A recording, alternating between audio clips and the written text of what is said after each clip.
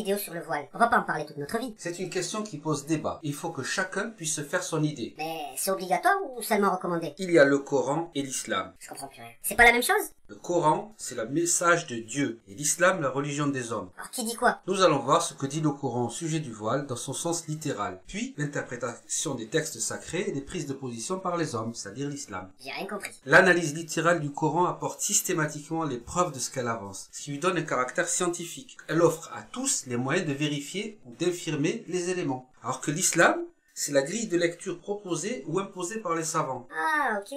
Il y aura Tariq Ramadan, Shir Shamseddin, Manuel Valls. Quoi? Ah oui, il y aura des débats, des reportages, et je t'ai pas encore tout dit. Ouh là là. C'est pour ça que c'est si compliqué cette histoire de voile. Je prétends pas ici apporter une réponse universelle, d'abord je n'en ai aucune compétence, et je ne me l'autoriserai jamais. Ah, et ça a quoi ta vidéo? Tout simplement à te livrer les versets du Coran sur le sujet, ce que disent les musulmans et les autres, et te laisser réfléchir et prendre une position éclairée. Pour cela, il faut que tu ailles jusqu'au bout. J'ai résumé, mais je peux pas tout comprimer. Ok, je t'écoute.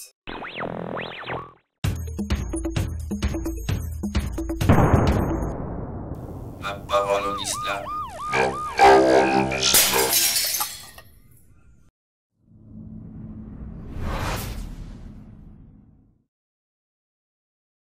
Le hijab est-il obligatoire pour les femmes? On ne va pas répéter 50 fois les mêmes choses, j'ai déjà dit ceci dans beaucoup d'articles, de beaucoup de livres, mais qu'on soit clair. L'islam prescrit le hijab de façon claire. Il n'appartient néanmoins pas aux musulmans de l'imposer aux femmes.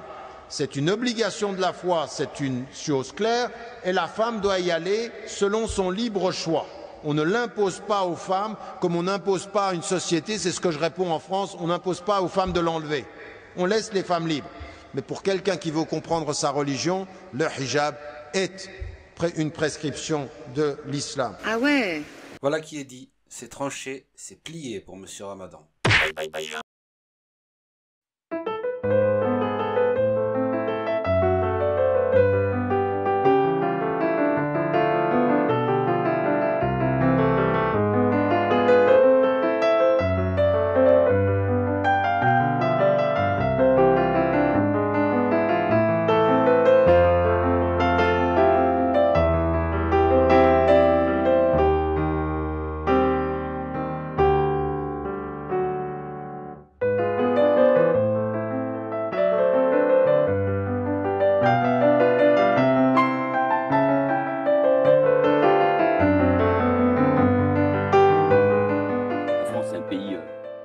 chrétienne. Ah bon?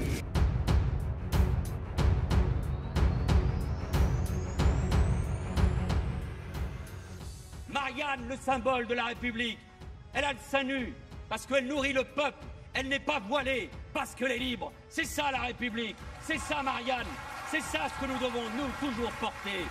Ce que représente ce voile pour les femmes, non, ce n'est pas un phénomène de mode. Non, ce n'est pas une couleur qu'on porte, non. C'est un asservissement de la femme. La France est un pays aux racines chrétiennes. Si nous rejetons la référence aux racines chrétiennes, ce n'est pas parce qu'elles sont chrétiennes. Aucun d'entre nous ici ne se mêlerait d'abord à commenter la religion ni la contribution du christianisme pour finir à la culture française. Mais ce qui ne va pas, c'est le caractère exclusif que vous donnez à ces racines. Car les racines de la France, Monsieur Ciotti, vous avez évoqué le calendrier. Nous sommes au mois de juillet. Le mois de juillet est le mois de Jules César. Nous allons passer au mois d'août. C'est le mois d'Auguste. Le calendrier n'a rien à voir avec la religion. Vous avez évoqué l'architecture. C'est celle des Romains. Ils étaient, comme on disait, païens. Et puisque si vous êtes si bon français, souvenez-vous du fait que le seul empereur romain qui ait séjourné à Paris, Julien l'Apostat, était précisément réputé comme apostat parce que anti-chrétien et contre l'Église de son époque. Et par conséquent, je vais vous dire qu'à Castel-Sarrazin, les racines françaises ne sont pas chrétiennes. Et qu'à Rouen, où se trouve la plus vieille synagogue de France, persécutée dès l'an 1000, les racines n'étaient pas chrétiennes pour les sujets du roi de France à cet endroit. Si bien qu'il y a et le christianisme et beaucoup d'autres choses. Et la dette que... Si c'est un choix personnel de conviction religieuse, que la fille elle a vraiment envie de se voiler... C'est jamais un choix complètement et personnel. c'est ça le problème, on ne peut pas le savoir. Elle a été éduquée dans une famille. Donc même si elle dit c'est moi qui décide, non, tu ne décides jamais puisque tu as été élevé dans un Oui, certain... mais toi, ta façon de vivre, c'est aussi ta famille qui l'hérite et tu n'aurais pas envie qu'une personne vienne te dire « Ouais, ben change ta façon de vivre ». Je suis d'accord.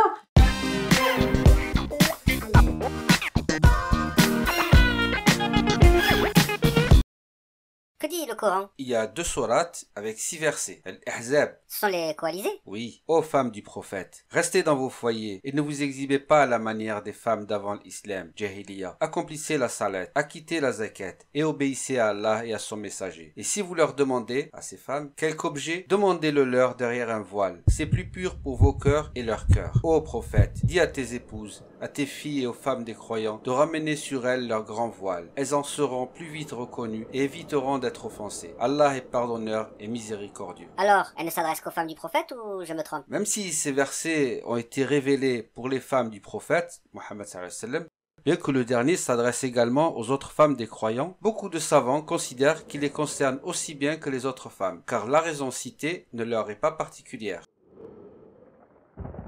An-Nur. C'est la lumière? Oui. Dis aux croyants de baisser leur regard et de garder leur chasteté. C'est plus pur pour eux. Allah est, certes, parfaitement connaisseur de ce qu'ils font. Et dis aux croyantes de baisser leur regard, de garder leur chasteté et de ne montrer de leurs atours que ce qui en paraît, et qu'elles rabattent leur voile sur leur poitrine, et qu'elles ne montrent leurs atours qu'à leur mari ou à leur père. Et quant aux femmes qui n'espèrent plus le mariage, nul reproche à elles d'enlever leurs vêtements de sortie, sans cependant exhiber leurs atours, et si elles cherchent la chasteté, c'est mieux pour elles. Allah est audient et omniscient. C'est quoi les atours? Le mot atour, zina, signifie tout ce qui est beau et attirant. Et bien sûr, le visage est le plus beau des atours. C'est évident. L'avis le plus correct des savants pour le passage que ce qui en paraît signifie les vêtements. Et donc, c'est quoi la conclusion? Par conséquent, le voile du visage et de tout le corps est obligatoire pour la femme devant les hommes qu'elle peut épouser, selon un certain nombre de savants. Pas tous? Non, loin de là. C'est pas simple. Je te l'avais dit.